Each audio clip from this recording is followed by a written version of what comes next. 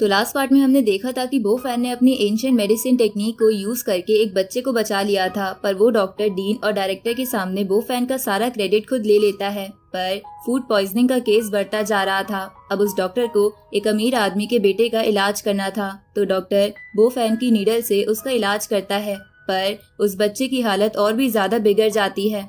तो वो अमीर आदमी डॉक्टर पे काफी ज्यादा गुस्सा करता है। साथ ही नर्स ने डीन और डायरेक्टर को बता दिया था कि पहले वाले बच्चे का इलाज डॉक्टर ने नहीं बल्कि बो फैन ने किया था, जिस पर वो बंदा डीन और डायरेक्टर से कहता है कि जल्दी कुछ करो, मेरे बेटे की हालत और भी बिगड़ती जा रही है। तभी वहाँ बो फैन आता है। अब आगे तो इस पार्ट की शुरुआत में बो फैन उस रूम में आ जाता है और बोलता है कि इस बच्चे को फूड पॉइजनिंग हुई है, जिसके बाद वो उस नर्स से कहता है कि जल्दी से डॉक्टर ने जिस नीडल को यूज किया है इसे डी इन्फेक्ट कर दो। तो वो नर्स ऐसा ही करती है। तभी वो अमीर आदमी बो फैन के पास भागते हुए आता है और उससे कहता है कि तुम जो भी हो मेरे बेटे की जान बचा लो, तुम्हें जो भी चाहिए मैं दे दूंगा। पर बो फैन उससे बोलता है कि मुझे कुछ नहीं चाहिए और वो बच्चे को चेक करने लगता है। तभी नर्स उससे बोलती है कि नीडल को डी इन्फेक्ट कर दिया गया है। ये सुनकर अब बो फैन उन नीडल्स को उस बच्चे पर लगाता है। जहां बो फैन को ऐसा करते हुए देखकर सारे लोग हैरान थे। तभी धीरे धीरे उस बच्चे की हालत ठीक होने लगती है।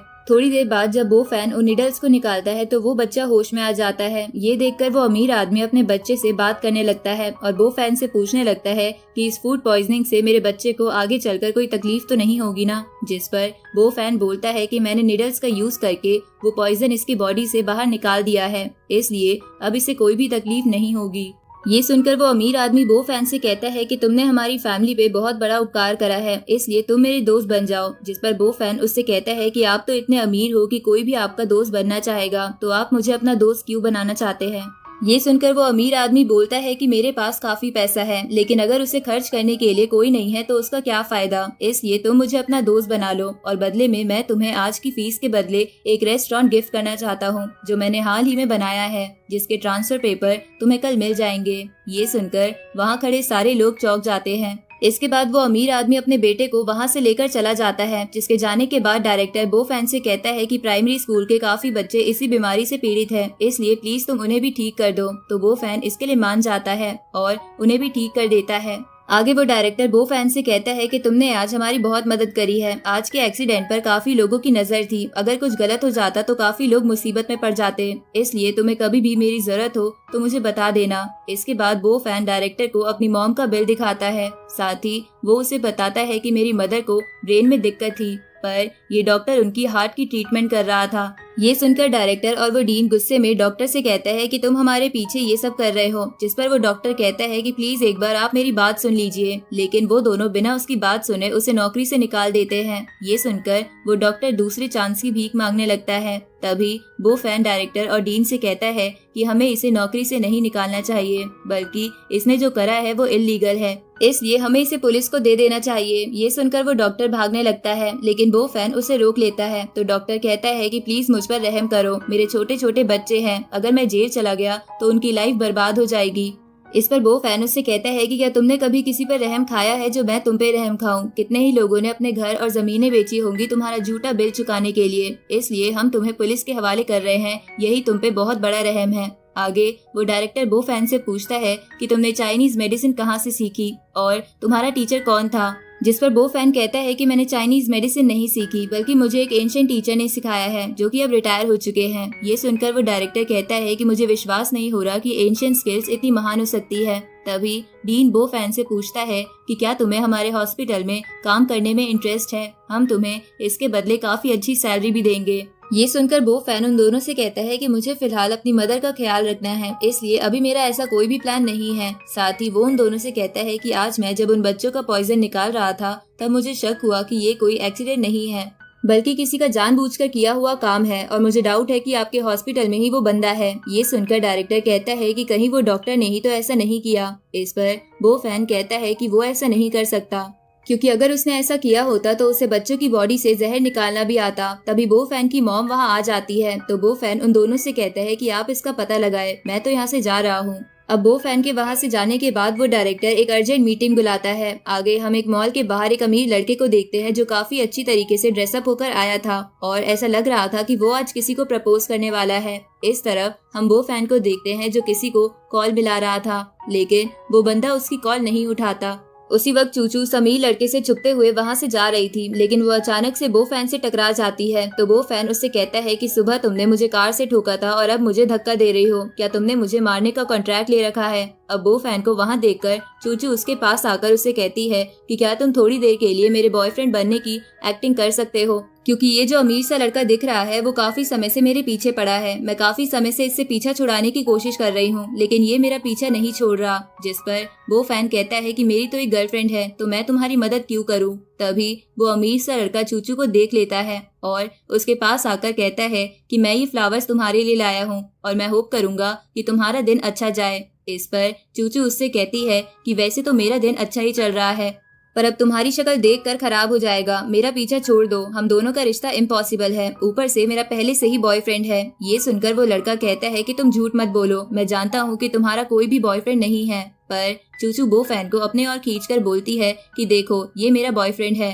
तो आसपास वाले सारे लोग ये देखकर बोलते हैं कि ये तो एक लव ट्रायंगल है। तभी वो लड़का समझ जाता है कि चूचू झूठ बोल रही है, इसलिए वो चूचू से कहता है कि भले ही तुम्हें एक्टिंग के लिए एक बॉयफ्रेंड मिल गया है, पर तुम्हें मेरे जैसा बॉयफ्रेंड नहीं मिल सकता। तभी बो फैन उस लड़के से कहता है कि मैं एक्टिंग नहीं कर रहा, मैं इसका बॉयफ्रेंड हूँ, अब तुम जो मर्जी कर लो।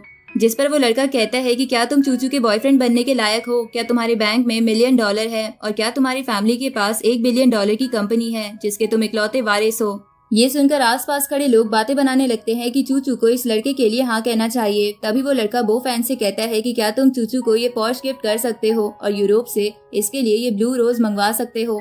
ये सुनकर बो फैन उससे कहता है कि तुम्हारे पास कोई एबिलिटी नहीं है, तुम बस एक्सटर्नल चीजों पर डिपेंड रहते हो। तुम्हें क्या लगता है कि चूचू कोई गोल्ड डिगर है जो इसे महंगी चीज दिखाकर सेट करना चाहते हो। जिस पर चूचू हंसने लगती है। तो वो लड़का कहता है कि तुम इस बो फैन की बातों में मत आओ, जिस दिन तुम्हारा एक्सीडेंट हुआ था मैं उस दिन घबरा गया था और मुझे पता चला कि तुम्हारी कार भी इसमें डैमेज हो गई है, बस इसी वजह से मैं तुम्हारे लिए कार लेकर आया था। ये सुनकर आसपास खड़े लोग उस लड़के की तारीफ करने लगते हैं कि ये कितना अच्छा है। तभी वो लड़का उन लोगों को इशारा करता है क्योंकि वो उसी की इकट्ठा की हुई भीड़ थी। अब वो लोग चूचू पर प्रेशर बनाने लगते हैं कि तुम्हें इस लड़के को हाँ कह देना चाहिए। तभी वो लड़का अपने घुटनों पर बैठकर चूचू से कहता है कि मैं तुमसे सच में प्यार करता हूँ, मैं तुम्हारे सिवाय किसी और लड़की को नहीं देखूंगा, तो क्या तुम मेरी गर्लफ्रेंड बनोगी। ये सुनकर अब चूचू भी थोड़ी इमोशनल होने लगती है। तभी बो फैन हंसते हुए चूचू से कहता है कि इस बंदे को तुम्हारी कोई फिक्र नहीं है, वरना ये तुम्हें देखने हॉस्पिटल में जरूर आता। ये सुनकर चूचू को गुस्सा आ जाता है और उस लड़के से कहती है कि तुम्हारी ही वजह से मेरा एक्सीडेंट हुआ था, अगर तुम मुझे कॉल करके परेशान नहीं करते तो ये सब कुछ नहीं होता।